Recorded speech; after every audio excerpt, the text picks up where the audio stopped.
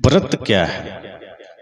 क्योंकि अपने देश भारत में ऐसी कोई जगह नहीं जहां के लोग व्रत न करते हों, उपवास न करते हों। और ये किसी न किसी दिन किसी न किसी रूप में सब लोग करते हैं, जिसमें सबसे ज्यादा महत्वपूर्ण एकादशी और पूर्णिमा व्रत होता है, अमावस्या का होता है। बाकी तो सोमवार, मंगलवार, बुधवार, गुरुवार हर दिन किसी न किसी व्रत में लोग रहते हैं। और कभी कोई त्योहार आ गया, नवरात्र आ गई, तो उस समय भी लोग व्रत रहते हैं, उपवास रहते हैं। हमें ये जानना ये है कि व्रत का मतलब क्या है, व्रत करना कैसे चाहिए, इसका महत्व क्या है और लोग इसका मिसयूज कैसे करते हैं। व्रत का दुरुपयोग भी होता है सही अर्थ न जानने के कारण। साहब ने कहा है कि कोई भी चाहे व्रत हो, चाहे पूजा हो, चाहे उपवास हो, आदमी उसका विधि नहीं जानता है, उसका सही तरीका नहीं जानता है और वो करने लग जाता है। परिणाम ये होता है कि बाहर बाहर वो चीजें हो तो जाती है, भीतर होता ही नहीं है। जैसे आप कोई पेड़ लगाएं, आपने पेड़ लगा दिया, बल्कि पौधा लगा दिया, पौधा बड़ा होकर पेड़ बन जाता है। तो आपने जब पौधा लगाया तो आप क्या करेंगे? यदि आप पौधे के पत्तियों पर पानी डाल रहे हैं, पौधे के तने पर पानी डाल रहे हैं, तो पौधा हरा रहेगा। पानी आपको उसके जड़ में डालना होगा। जब आप जड़ में पानी डालते हैं तो कहीं ना पत्तियों में पानी डालना है, ना तने में डालना है, ना उसको पोंछना है, ना धूल झाड़ना है, वो खुद हरा भरा हो जाता है।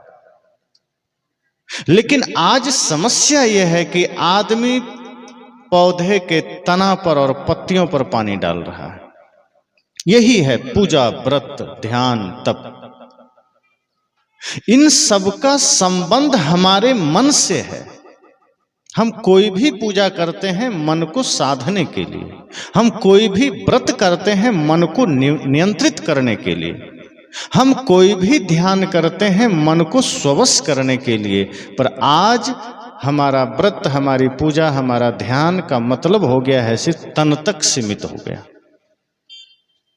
देह सुखाए पिंजर करे, धरे रैन दिन ध्यान, तुलसी मिटी न वासना बिना विचारे ज्ञान। गोस्वामी तुलसी कहते हैं कि मान लो आपने देह को सुखा दिया, पिंजड़ा बना दिया, खूब तपस्या किया, आपका देह गल गया और दिन रात आंख बंद करके आप देह को सुखाए चले जा रहे हैं। लेकिन यदि मन की वासना नहीं मिटी, मन का विकार नहीं मिटा, मन के कुसंस्कार नहीं मिटे, तो तुलसी मिटी न वासना बिना विचारे ज्ञान। तो फिर ज्ञान के बिना जब ये आपने व्रत किया, ज्ञान के बिना अगर आपने देह को सुखा दिया, तो ये न वासना मिटी, न विकार मिटा, न बुराइयां मिटी। फिर जीवन में सब कुछ है। शरीर ने कोई पाप थोड़े किया है, शरीर ने कोई अपराध नहीं किया है। शरीर कभी भी अपने आप में कोई दुष्ट कर्म नहीं करता, कोई पाप कर्म नहीं करता। शरीर से वो सारे काम मन करवाता है और मन शक्ति आत्मा से लेता है।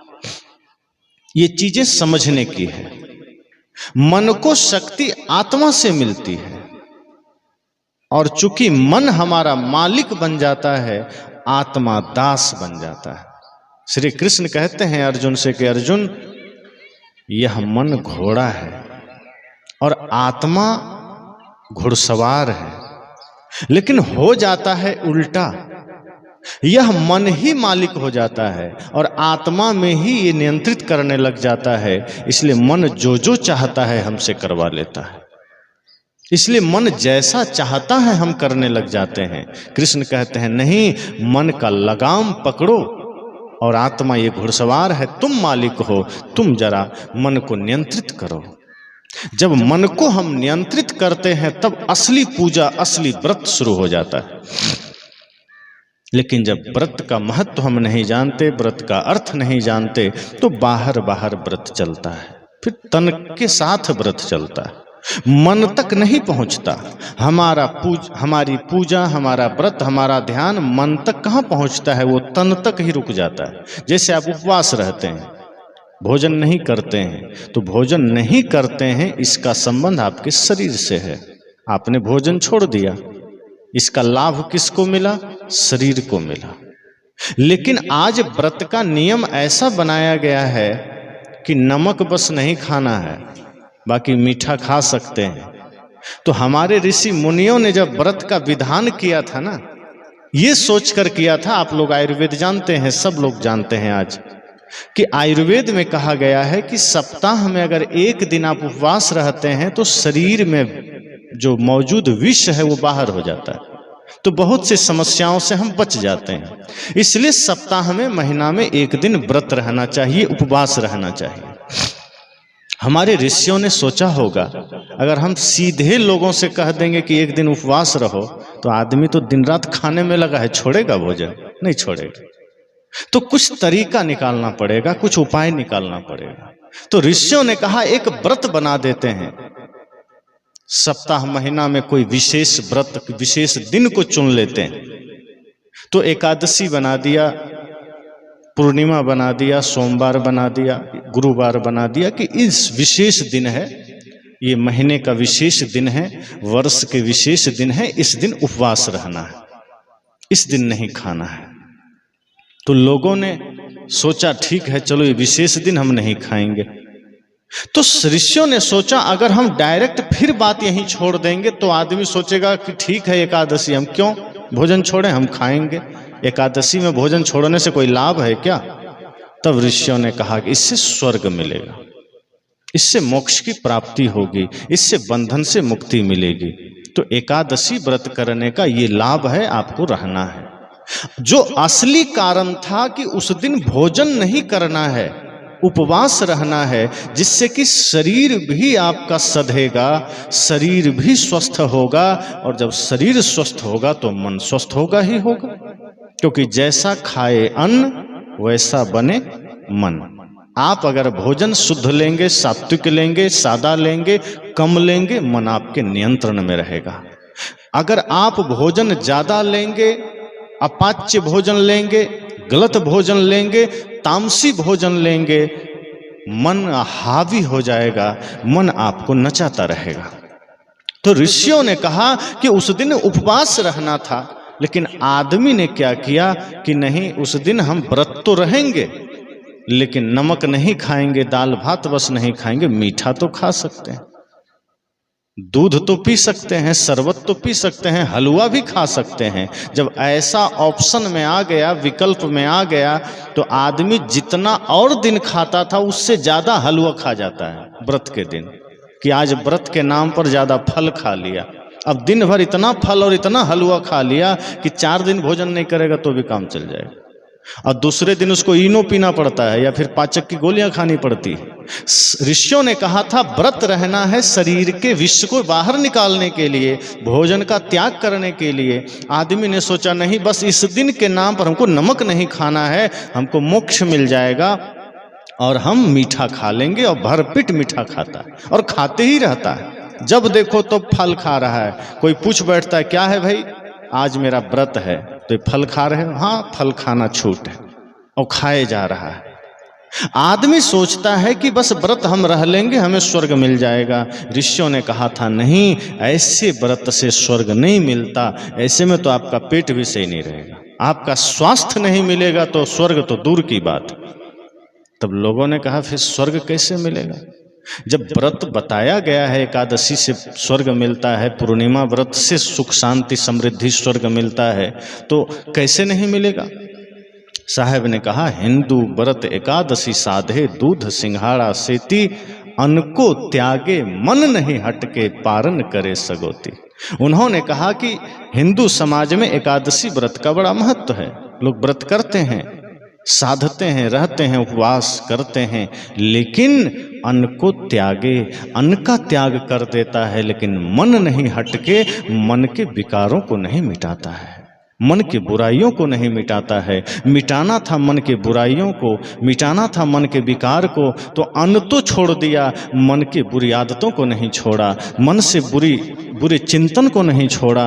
और पारण करे सगौती, सगौती मतलब होता है मांस। तो बहुत जगह लोग जब जिस दिन व्रत उपवास रहते हैं या नवरात्र में भी नवरात्र रहते हैं तो शाम तक वो व्रत रहते हैं और दूसरे दिन जब वो व्रत तोड़ते हैं तो मांस खा के तोड़ते हैं। तो साहब कहते हैं देखो ये 2 दिन तक ये देवता बना रहा, इंसान बना रहा और अंतिम दिन ये राक्षस बन गया। और ये सोचता था कि मैं एकादशी व्रत करूंगा तो स्वर्ग चला जाऊंगा, उपवास रह लूंगा तो स्वर्ग चला जाऊंगा। अगर सिर्फ भूखे रहने से स्वर्ग मिलता तो हमारे भारत में न जाने कितने लोग भूखे सो जाता है, सब स्वर्ग चला जाता।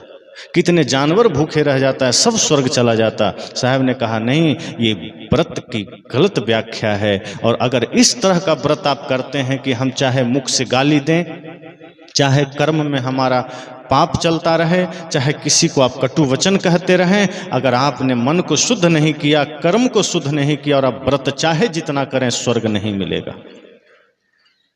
साहब ने कहा व्रत का मतलब ही है कि आप अपने मन को साधिए। व्रत का मतलब ये नहीं है कि आप भोजन छोड़ दीजिए, पहले से ही कम खाइए, सुपाच्य खाइए, भोजन छोड़ने की जरूरत नहीं पड़ेगी। अब आदमी खा लेता है इतना ज्यादा कि भोजन कई बार छोड़ना पड़ता है। तो व्रत का मतलब है अपने मन को साधना है, व्रत का मतलब है अपने कर्म को पवित्र करना है, व्रत का मतलब है अपने वाणी को पवित्र करना है। और असली एकादशी व्रत क्या है? 5 कर्मेंद्रियां हैं और 5 ज्ञानेंद्रियां हैं, एक मन है। ये सब मिला के कितना हो गया? 11। संत कहते हैं जिस व्यक्ति ने अपने 5 कर्मेंद्रियों को, 5 ज्ञानेंद्रियों को और एक मन को साध लिया, उसने एकादशी व्रत कर लिया।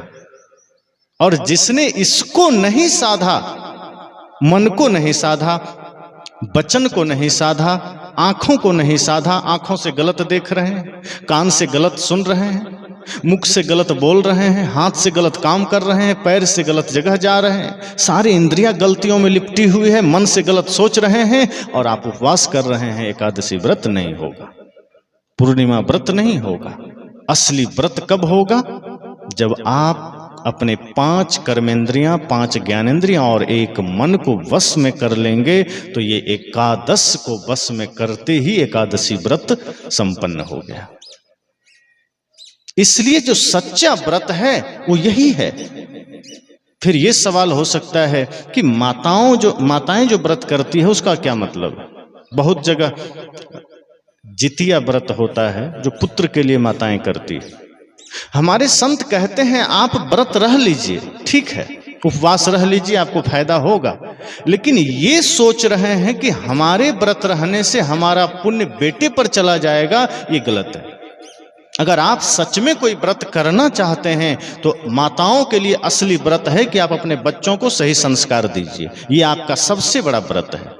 अगर आपने अपने बच्चे को सही संस्कार दिया तो आपका बच्चा श्रवण कुमार बनेगा, भगत सिंह बनेगा, चंद्रशेखर आजाद बनेगा, आपकी बेटी लक्ष्मीबाई, मीराबाई बनेगी।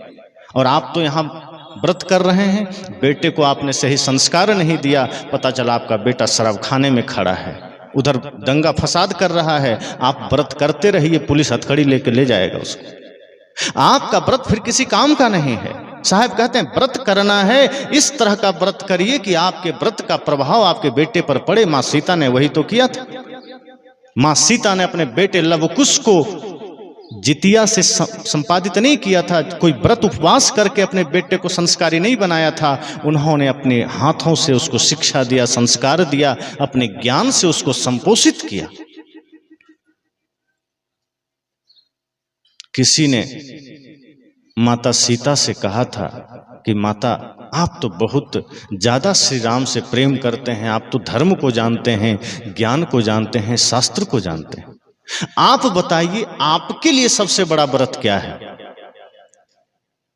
आपके जीवन में सबसे बड़ा उपवास क्या है, व्रत क्या है, नियम क्या है? जानते हैं माता सीता ने क्या कहा था? एक ही व्रत एक धर्म नेमा, काय वचन मन पति पद प्रेमा। उन्होंने कहा कि मेरे लिए तो तन मन वचन से प्रभु श्री राम के चरणों में प्रेम ही सबसे बड़ा व्रत है। कोई करते हैं? आज तो ये फार्मूला ही बदल गया है। मां सीता ने कहा था एक ही व्रत एक धर्म नेमा, काय वचन मन पति पद प्रेमा। पर आज की स्थिति क्या है? एक ही व्रत एक धर्म नेमा, और पति मांगे जलपान तो पत्नी जाए सिनेमा। आज कोई व्रत नहीं है। पति मांगे पानी तो पत्नी के अपने से ले लो और हमें भी दे दो। ये व्रत अगर आप कितना भी जितिया कर लीजिए, करवा चौथ कर लीजिए, कोई भी व्रत कर लीजिए, संत कहते हैं जिस दिन आपका वो व्रत मन से होने लगेगा, जिस दिन वो व्रत आपके कर्म में उतर जाएगा, आप समझ जाना आपका व्रत हो गया। सदगुरु कबीर कहते हैं इसी तरह से जो व्रत है, त्योहार है, ये एक दिन नहीं, आप 24 घंटे कर सकते हैं। जिस भाव से आप भगवान के मंदिर में खड़े होते हैं, पूजा करते हैं, उसी भाव से आप घर में आकर के सास ससुर की सेवा कीजिए, उसी भाव से पति की सेवा कीजिए, उसी भाव से अपने बच्चों की सेवा कीजिए, उसी भाव से पड़ोसियों के साथ व्यवहार कीजिए। आप देखेंगे आपका पल पल त्योहार है, पल पल व्रत है। 1 घंटे व्रत करने से क्या होगा? 1 दिन व्रत करने से क्या होगा? 1 सप्ताह व्रत करने से क्या होगा? करना है 24 घंटे करिए, ताकि 24 घंटे स्वर्ग ही स्वर्ग हो। पर आदमी ने सत्संग को भी समय में बांट दिया, ध्यान को भी समय में बांट दिया। आदमी कहता है ज्यादा समय नहीं है, आदमी कहता है खेत में काम है, बाजार में काम है, परिवार में काम है, हे भगवान आपके लिए हमारे पास टाइम नहीं, 10 मिनट का टाइम है, 10 मिनट देंगे आपको। अब 10 मिनट आदमी मंदिर चला गया, ओम जय जगदीश हरे, और मन में चल रहा है कैसे जल्दी घर में लक्ष्मी बढ़े, मन में यही ख्याल चल रहा है। मंदिर में तो भगवान के सामने लगता है बहुत बड़ा पुजारी है, लेकिन मन में चल रहा है कितना जल्दी घर में सब कुछ बढ़े। संत कहते हैं ये पूजा और आपके घर का जीवन में कोई तालमेल नहीं है। जिस दिन आपकी पूजा में जिस भाव से आप मंदिर में होते हैं, उसी भाव से जिस दिन आप घर में और बाजार में खड़े होने लग जाएंगे, आपको पूजा सब जगह हो जाएगी। फिर साहब ने कहा ना, जहां जहां डोलो सो परिक्रमा, जो कुछ करो सो पूजा। फिर आप झाड़ू भी लगाएंगे तो पूजा हो जाएगा, फिर आप शौचालय साफ करेंगे तो पूजा हो जाएगा, फिर आप घर के आंगन में झाड़ू लगाएंगे तो पूजा, घर में सास ससुर के लिए भोजन बनाएंगे तो भगवान का भोग हो जाएगा। इसलिए ये बहुत ज्यादा आवश्यक है। सदगुरु कबीर कहते हैं कि मैं ये नहीं कहता कि आप पूजा मत करो, व्रत मत करो, वे कहते हैं करो, सही तरीके से करो। आप व्रत कर रहे हैं और मन में किसी के लिए गाली आ रहा है, ये व्रत है क्या? आप पति के नाम पर लंबी उम्र के लिए करवा चौथ का व्रत रख रहे हैं और मन में पति के प्रति घृणा है, नफरत है, बात बात में झगड़ा कर रहे हैं, बात बात में उससे लड़ रहे हैं, ये व्रत है? असली व्रत है वो सारे नियम आपके कर्म में उतर जाना चाहिए। जो आप प्रार्थनाओं में गाते हैं वो सारे नियम आपके कर्म में उतर जाना चाहिए। आज हमने सब कुछ शब्दों तक सीमित कर दिया। हमारी प्रार्थना शब्दों में चला गया, ध्यान शब्दों में चला गया। आधे घंटे आंख बंद कर लिए, दूसरों को लग रहा है बड़ा ध्यानी है, मन में हमारा हिसाब चल रहा है कि आज ये काम करना है, वो करना है, इधर जाना उधर जाना। ध्यान में भी पूरा गणित चल रहा है। आंख बंद है, दूसरे को लग रहा है ये ध्यान में है, हम ध्यान में होते कहाँ हैं? हम तो दूसरे का गुणा भाग कर रहे होते। हमारी प्रार्थना उसी तरह से होती है। मुख से प्रार्थना चल रही, प्राणों से प्रार्थना कहाँ निकलती है? हृदय से प्रार्थना कहाँ निकलती है? जिस दिन प्राणों से प्रार्थना निकलने लगेगी, उस दिन उसी क्षण आपको मालूम पड़ जाएगा कि जैसे ही प्रार्थना आपके हृदय से निकली है, प्राणों से निकली है, वो प्रार्थना फिर व्यर्थ नहीं जाएगी, वो सार्थक हो जाएगी। अभी हमने सिर्फ नियम बना लिया कि सुबह आधे घंटे सत्संग कर लेना है, 10 मिनट मंदिर चले जाना है, और बाकी समय क्या करते हैं? दूध में पानी मिला रहे हैं, चावल में कंकड़ मिला रहे हैं, दूसरों के साथ झगड़ा कर रहे हैं, जमीन का विवाद कर रहे हैं, कोर्ट में खड़े हैं, कचहरी में खड़े हैं। अब ये सारे पाप कर्म चल रहे हैं और इधर ध्यान भी चल रहा है, कोई तालमेल नहीं। उधर धर्म का काम चल रहा है, इधर कर्म बिगड़ता जा रहा है। संत कहते हैं व्रत का मतलब यह है, पूजा का मतलब यह है, वो सारी चीजें आपके कर्म में उतर जाए, कि आपका चलना, आपका बोलना, आपका सोचना सब शुद्ध पवित्र हो जाए। इतनी शुद्धि आपके भीतर आ जाए कि ये पैर आपका कभी गलत दिशा में ना जाए। आपका कर्म इतना सुंदर हो जाए कि इन हाथों से कोई पाप ना हो जाए। आपके भीतर इतनी पवित्रता आ जाए कि ये आंखें कभी गलत को ना देख सके। आपके भीतर इतनी शुद्धि आ जाए कि ये कान कभी गलत शब्द ना सुन सके। लेकिन ऐसा नहीं होता। इन हाथों से हम कभी शुद्ध काम कहाँ कर पाते हैं। हम व्रत रह लेते हैं, पूजा कर लेते हैं, त्योहार कर लेते हैं, पर इन हाथों से, इन पैरों से हम कुछ अच्छा काम कर ही नहीं पाते। मुख से, जिस मुख से हमें राम बोलना है, गुरु का नाम लेना है, तो हम कभी एक बार राम का नाम ले लिए, कभी गुरु का नाम ले लिए, बाकी समय गाली दे रहे हैं, कटु वचन कह रहे हैं। सोचो, इसी मुख से भगवान का नाम भी ले रहे हैं, इसी मुख से गाली निकाल रहे हैं, इसी मुख में प्रसाद भी खा रहे हैं, इसी मुख में बीड़ी तंबाकू गुटखा भी खा रहे हैं। मुंह है कि कबाड़ खाना, जो आया डाल दिया। अभी हमारे सामने किसी भगवान जी का मंदिर है, हम देख रहे हैं लोग आते हैं, वहां अगरबत्ती जलाते हैं। कितनी आस्था है, कितना प्रेम है। अब उस मंदिर को तो इंसान ने ही बनाया है, लेकिन ये शरीर रूपी मंदिर को तो स्वयं परमात्मा ने बनाया। जिसको आपने बनाया है, आप वहां सुगंधित अगरबत्ती जला रहे हैं, और जिसको स्वयं परमात्मा ने बनाया है, वहां बीड़ी जला रहे हैं, वहां सिगरेट जला रहे हैं। मतलब परमात्मा की कीर्ति को आपने अपमानित कर दिया। जिस मंदिर को आपने बनाया, वहां बतासे और मिश्री चढ़ा रहे हैं, और जिसको स्वयं परमात्मा ने बनाया, वहां तंबाकू और गुटखा चढ़ा रहे हैं। जिस मंदिर को आपने बनाया, वहां दूध और बढ़िया शुद्ध जल भेंट कर रहे हैं, और जिसे स्वयं परमात्मा ने बनाया, वहां शराब चढ़ा रहे हैं। तो ये पूजा सही है? जिस दिन आपके भीतर सब कुछ सही हो जाएगा, फिर वो मंदिर ही मंदिर नहीं, आपका घर भी मंदिर बन जाएगा। फिर वहां बसने वाले भगवान ही भगवान नहीं, आपके माता पिता भी आपके लिए भगवान हो जाएंगे, आपके बच्चे भी आपके लिए नंद गोपाल हो जाएंगे। लेकिन दिखता कहां है? नहीं दिखता, क्योंकि व्रत ही गलत चल रहा है, बाहर बाहर चल रहा है। और जो चीजें बाहर बाहर चलेगी, उसकी पहुंच अंतर्मन तक कैसे हो सकती है? आत्मा तक तो वही पहुंचेगी जिसका संबंध मन से होगा। हम व्रत भी बाहर बाहर करते हैं, शब्दों तक सीमित है। प्रार्थना भी बाहर बाहर चलती है, हमारे त्योहार भी बाहर बाहर चलते हैं। एक दिन दिवाली का त्योहार आया, पटाखे जलाए, दिए जलाए, बात खत्म हो गई। हमने कभी सोचा ही नहीं कि वो दीप जलाने का अर्थ क्या है। अंधेरे को दूर करने के लिए हम दीप जलाते हैं, और दिलों में तो कब से अंधेरा पड़ा हुआ है। वहां हमने कभी ज्ञान का दिया ही नहीं जलाया, वहां हमने कभी प्रेम का दिया ही नहीं जलाया, वहां हमने कभी ध्यान का दिया ही नहीं जलाया। बाहर के अंधेरे को दूर करने के लिए हमने लाइटें लगा दी, और दिल में न जाने कब से अंधकार है, वहां हमने कोई ज्ञान का दीप नहीं जलाया।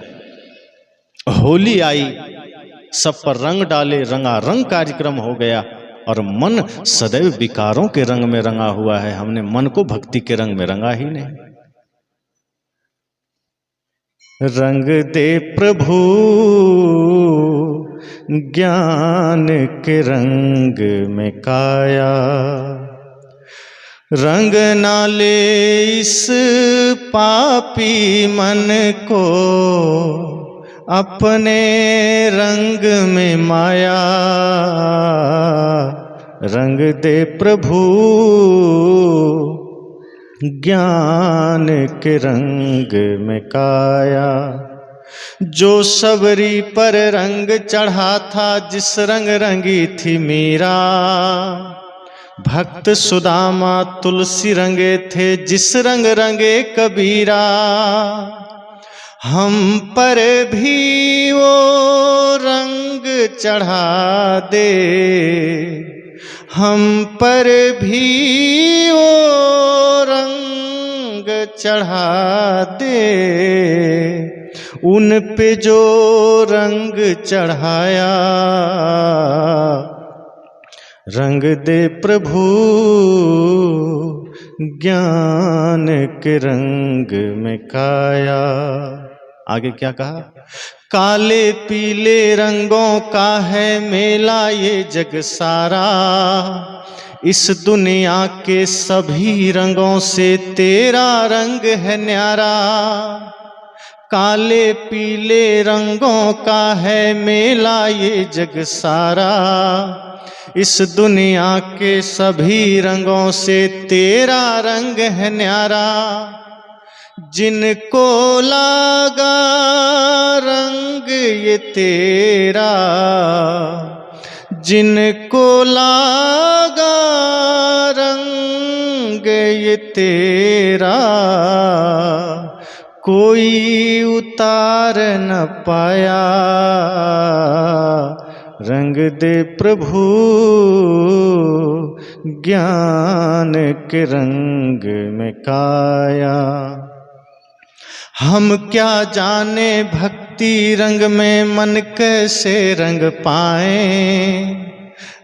पाए इस मन को जब तू रंग चढ़ाए। हम निर्धन हैं हम पर करना, हम निर्धन हैं हम पर करना, अपनी दया की छाया, रंग दे प्रभु ज्ञान के रंग में काया। शिष्य गुरु से क्या कहता है कि बाहर के रंगों में तो पूरी दुनिया रंगी हुई है, हे प्रभु मुझे उस रंग में रंग देना जो रंग एक बार चढ़ जाए तो कभी उतरे नहीं। और यदि आपने देर कर दिया, यदि आपने अपने ज्ञान के अपने प्रेम के रंग में मुझे ना रंगा, तो पता नहीं माया तैयार खड़ी है वो कब हमें अपने रंग में रंग ले जाए।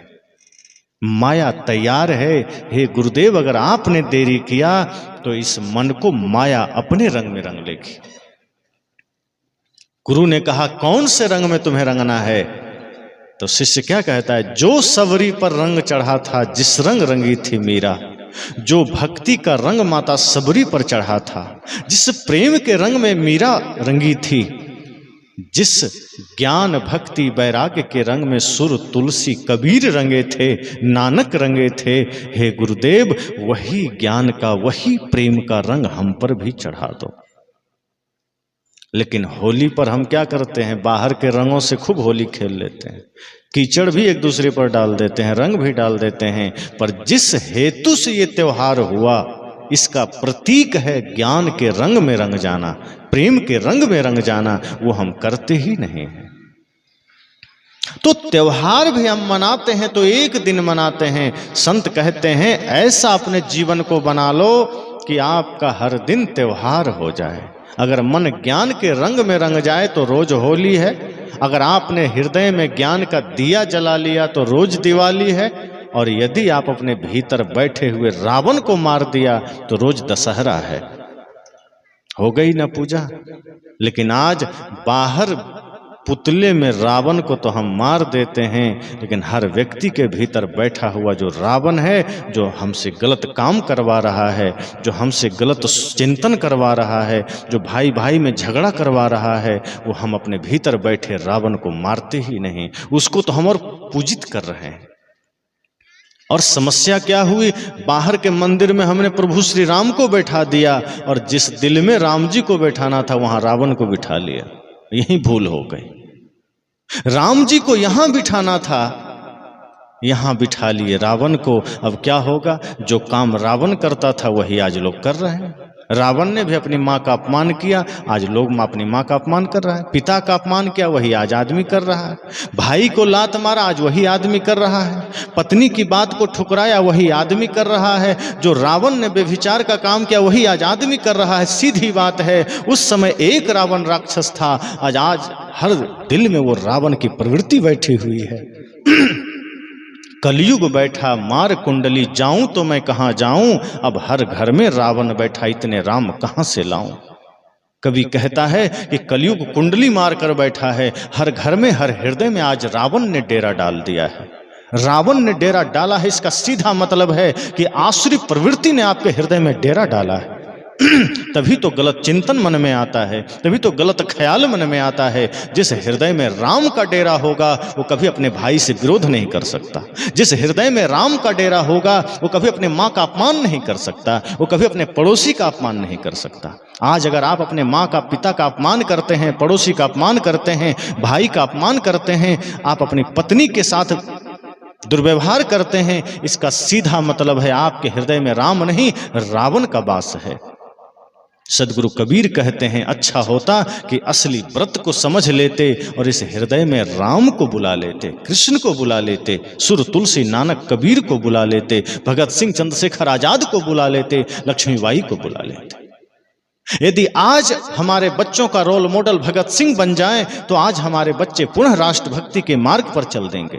लेकिन आज हमारे बच्चों का रोल मॉडल कौन है? हीरो और हीरोइन है, शाहरुख खान, सलमान खान है। आज के बच्चे कहते हैं मैं तो उसकी तरह बनूंगा। जिस देश का असली हीरो भगत सिंह हो, जिस देश का असली नायक चंद्रशेखर आजाद हो, जिस देश का असली नायक नेताजी सुभाष हो, अगर वहां के बच्चे ये फिल्मी हीरो हीरोइन को अपना नायक मानते हैं, उस देश का दुर्भाग्य नहीं तो और क्या होगा।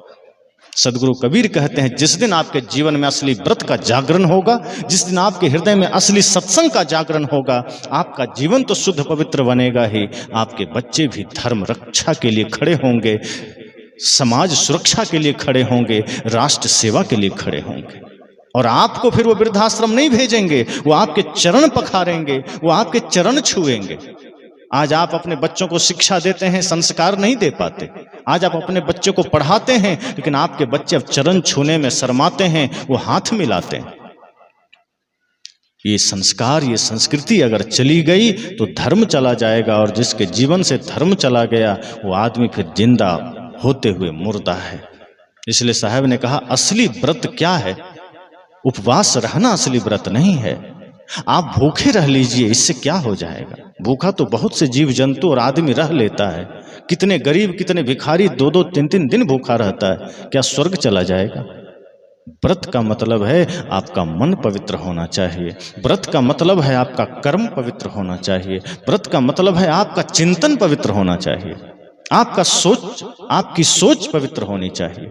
अगर सोच गंदी है, चिंतन गंदा है, आपका कर्म गंदा है, अगर आप किसी भूखे को भोजन नहीं दे सकते, किसी प्यासे को पानी नहीं दे सकते, किसी रोते को हंसा नहीं सकते, किसी आंख के आंसू को आप पोंछ नहीं सकते, तो समझना आपका सारा व्रत फीका है।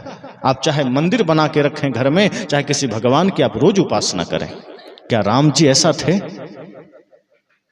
पर दुख द्रवहि सो संत सुजाना। राम तो कहते हैं, किसी की पीड़ा को देखो तो सबसे पहले आप कितना भी व्यस्त हो, खड़े हो जाना, थोड़ा सा समय दे देना। किसी को दुख में देख लो तो 2 मिनट समय दे देना। अगर आपके जीवन से किसी का हित हो जाए, समझना आपने आज धर्म कर लिया। अगर आपके जीवन से किसी गरीब को सहायता हो गई, समझना आपने दान कर लिया, आपने पूजा कर लिया। आपके शरीर से, आपकी विद्या से, आपके सामर्थ्य से, आपके धन से अगर किसी की सहायता हो गई, तो समझ लेना आपने सही व्रत कर लिया। लेकिन व्रत करते रहिए, पूजा करते रहिए, और आप ये सारे धर्म के काम मत करिए, समाज सेवा मत करिए, राष्ट्रभक्ति से अपने मुंह को मोड़ लीजिए, माता पिता का अपमान कीजिए, फिर आपका सारा व्रत, सारी पूजा व्यर्थ है। स्वयं राम जी के लिए कहा गया, प्रातः काल उठ के रघुनाथा, मात पिता गुरु नाबहि माथा। कितनी बढ़िया दिनचर्या है प्रभु श्री राम की। सुबह उठते हैं, प्यार से माता पिता गुरु के चरण स्पर्श करते हैं, आशीर्वाद लेते हैं। और उनके माँ बाप कितने अच्छे हैं। राम जी अगर सो रहे हैं, देरी भी हो गई तो माता पिता जाके उनको झकझोरते नहीं हैं, गाली नहीं देते हैं, प्यार से राम जी को जगाते हैं। जागिए कृपा निधान पंछी बन बोले। इतना बढ़िया प्यारा भजन सुना करके माँ कौशल्या श्री राम को जगाती है और राम जी आंखें खोल करके जगते हैं, तुरंत उठ करके माँ का चरण छूते हैं। लोगों ने कहा आप इतनी गहरी नींद में थे, इतनी प्यारी नींद में थे, कैसे जग गए एक बात में? माँ ने पुकारा और आप जग गए। राम जी कहते हैं जितनी प्यारी नींद है ना, उससे कहीं ज्यादा प्यारी माँ की आवाज है। इसलिए नींद के सामने, माँ के आवाज के सामने नींद क्यों टिकेगी, वो चल देती है, इसलिए मैं जग जाता हूं। इसलिए राम जी की दिनचर्या है, राम जी का पूरा जीवन दर्शन है कि वो सुबह उठते ही माता पिता गुरु का चरण छूते हैं। आज के बच्चों से कहो तो कहता है शर्म आती है। अपने ही माँ बाप, अपने ही गुरु का चरण छूने में अगर शर्म आ जाए तो समझना आदमी धर्म से भ्रष्ट हो चुका है। हाथ मिलाने में शर्म नहीं आती, उल्टा सीधा काम करने में शर्म नहीं आती, पाप करने में शर्म नहीं आता, माँ बाप को वृद्धाश्रम भेजने में शर्म नहीं आता, माँ को गाली देने में शर्म नहीं आता, भाई से झगड़ा करने में शर्म नहीं आता। लेकिन राम जी की मर्यादा जीवन में उतार लो, माता पिता का चरण छूने में शर्म आती। कहते हैं समझना ये व्रत से दूर है, आदमी सत्संग से दूर है। आज आदमी ने क्या फार्मूला बनाया? राम जी की दिनचर्या है प्रातः काल उठ के रघुनाथा, मात पिता गुरु नाबहि माथा। और आज के लोग कहते हैं नहीं, प्रातः काल उठ के रघुनाथा, मात पिता गुरु मार ही लाता। अब पूजा नहीं करनी, प्रार्थना नहीं करना, चरण नहीं छूना। आज की संस्कृति सभ्यता बदल गई है। जैसे ही हम अपने सनातन संस्कृति को छोड़ करके साइड होते हैं, जैसे ही हम अपने महापुरुषों के जीवन दर्शन को छोड़कर साइड होते हैं, हमारे पास कुछ भी नहीं बचता। क्योंकि एक व्यक्ति अपने माँ के गर्भ से ही जन्म नहीं लेता, एक संस्कृति के भी गर्भ से जन्म लेता है। और जिस संस्कृति से हम सबने जन्म लिया है उसका नाम है भारतीयता। और भारतीयता इस विश्व में सर्वश्रेष्ठ संस्कृति है। और अगर हमने उसका त्याग कर दिया तो समझना कि हमारे पास कुछ नहीं बचा सिवाय नरक के। इसलिए संत कहते हैं अपनी संस्कृति, अपनी सभ्यता, अपनी मर्यादा को कभी मत छोड़ना। धन से कंगाल हो जाओ, 2 मिनट बाद मेहनत करके धन आ सकता है, लेकिन जो व्यक्ति अपने आचरण, अपनी संस्कृति से कंगाल हो गया, फिर उसको नरक में भी जगह नहीं मिलेगी। 2 दिन उपवास रहना पड़े, रह जाना, लेकिन देश संस्कृति के साथ गद्दारी मत करना। आज आदमी सोचता हमारा पेट भर जाए, देश जाए भाड़ में। आज आदमी का यही तो फार्मूला है। महाराणा प्रताप अगर यही सोचा होता तो सोचो क्या होता। उन्होंने अपनी देश की एकता, अखंडता और संस्कृति की मर्यादा के लिए, मर्यादा की रक्षा के लिए जंगल में जाकर के घास की रोटियां तक खाई थी। वो चाहते तो 60 गांठ कर लेते अंग्रेजों से, मुगलों से, लेकिन नहीं, उन्होंने कहा मुझे अपने भारत माता पर न्यौछावर हो जाना है, लेकिन शीश नहीं झुकाना है। आज हम क्या कर रहे हैं? थोड़े से लोभ लालच में, थोड़े से स्वार्थ में अपने ही समाज से, अपने ही देश से, अपनी ही संस्कृति से बैर कर लेते हैं और पाप के रास्ते पर चल पड़ते हैं। थोड़ा सा कहीं लालच मिल गया, थोड़ा सा कहीं प्रलोभन मिल गया, हम अपनी ही मर्यादाओं को तार तार कर देते हैं। आज हम अपने मंदिर इसलिए नहीं जाते कि मंदिर जाएं, गुरु के पास जाएं और वहां से एक शिक्षा, एक संस्कार लेकर निकलें और समाज में एक जागृति फैलाएं। आज हमारे ही समाज के युवा, हमारे ही समाज के लोगों के लिए खतरा क्यों बन रहे हैं? आज अपने ही गांव में बहन बेटियां खाली सड़क पर रात में निकलने से क्यों घबरा रही है? क्या कोई दूसरे गांव के लोग यहाँ हैं? अपने ही गांव के लोगों से अगर वो भयभीत हो रही है, इसका मतलब है कि आपका मंदिर का और घर का जीवन में कोई समानता नहीं। जिस दिन आपका मंदिर का भाव घर में पहुंच जाएगा, जिस दिन आपका सत्संग का भाव बाजार में पहुंच जाएगा, उस दिन कभी कोई डर नहीं होगा। इसलिए मैं कहता हूं अपने भीतर वो धर्म का दिया जलाइए, अपने भीतर वो धर्म का जागरण करिए, ताकि आप सबके भीतर ही वो राम की शक्ति आ सके, वो लक्ष्मण की शक्ति आ सके। जब भी मैं ये चर्चा करता हूं मुझे एक बात अवश्य याद आ जाती है भगत सिंह की। जब वो फांसी पर जा रहे थे तो इतने खुशी के साथ, इतने आनंद के साथ जैसे कोई उत्सव हो। आज आदमी को थोड़ा सा कुछ प्रॉब्लम आ जाए जीवन में तो रो रो कर बुरा हाल हो जाता है, लेकिन भगत सिंह को फांसी हो रही है और वो हंसते हुए जा रहे हैं। कर चले हम फिदा जाने तन साथियों, अब तुम्हारे हवाले वतन साथियों। वे कहते हैं कि अब हम तो जा रहे हैं, हंसते हुए जा रहे हैं, मुस्कुराते हुए जा रहे हैं, लेकिन मेरे देश के लोगों, अब तुम्हारे हवाले ये देश को कर रहा हूं। वो ये नहीं कहते कि मैं राम जी के हवाले कर रहा हूं, कृष्ण जी के हवाले कर रहा हूं। वे कहते हैं मैं तुम्हारे हवाले कर रहा हूं। क्यों? क्योंकि अब राम तुम्हें बनना होगा। चलो राम के पद चिन्हों पर अब इतिहास बदलना होगा। अब वो राम की शक्ति तुम्हें ही बनना होगा। और ध्यान रखना, अपने लिए ही मत जीना, अपने परिवार के लिए ही मत जीना, देश संस्कृति समाज के लिए भी जीना। और आपके होते अगर किसी को भय लगे तो समझना आपका जीना बेकार है। आप जहां खड़े हों, अगर आपके खड़े होने से कोई सुरक्षित महसूस करे तो समझना आपका जीवन वास्तव में जीवन है। और भगत सिंह तो कहते हैं कि अपने भीतर वो शक्ति जगाओ, वो धर्म का ज्वाला जगाओ, वो मर्यादा के संस्कार से अपने आप को ढक लो कि आप समाज के लिए तारनहार भी बन सको और जरूरत पड़े तो समाज की सुरक्षा के लिए एक शासक भी बन सको। उन्होंने आगे कहा है ना, खींच दो अपने खून से जमीन पर लकीर, इस तरफ आने पाए ना रावण कोई, तोड़ दो हाथ अगर हाथ उठने लगे, छूने पाए ना सीता का दामन कोई। कहा अब अगर ऐसी कोई बात आ जाए तो उस समय तो लक्ष्मण जी थे जो लक्ष्मण रेखा खींचा था, आज तुम ही लक्ष्मण बन जाओ। अगर आज पुनः कोई रावणी प्रवृत्ति अपनी ही माँ बहन बेटियों पर हाथ डालने लगे तो तुम ही राम बन जाओ, तुम ही लक्ष्मण बन जाओ और वो सीमा रेखा खींच दो कि अगर इस तरफ उसका हाथ आ जाए तो पकड़ के तोड़ दो। तोड़ दो हाथ अगर हाथ उठने लगे, छूने पाए ना सीता का दामन कोई। लोगों ने कहा क्यों? उन्होंने कहा क्योंकि राम भी तुम ही लक्ष्मण साथियों, अब तुम्हारे हवाले वतन साथियों। क्योंकि अब तुम ही राम हो, तुम ही लक्ष्मण, वही मर्यादा तुम में धारण करनी।